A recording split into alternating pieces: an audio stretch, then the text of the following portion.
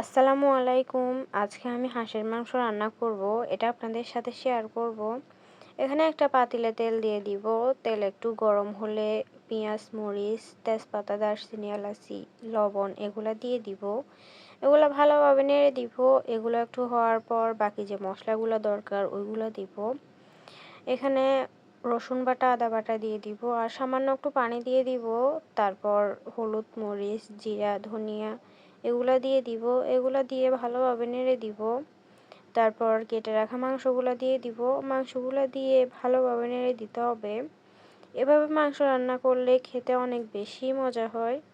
তারপর ঢাকনা দিয়ে ঢেকে দিব। কতক্ষণ পরে দেখবেন মাংস থেকে অনেকটা পানি বেরিয়ে গেছে।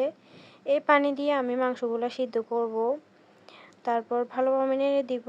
কতক্ষণ পর মাংসটা হয়ে যাবে। দেখেন মাংসটা দেখতে কতটা সুন্দর হয়েছে। খেতে অনেক বেশি মজা হয়েছিল।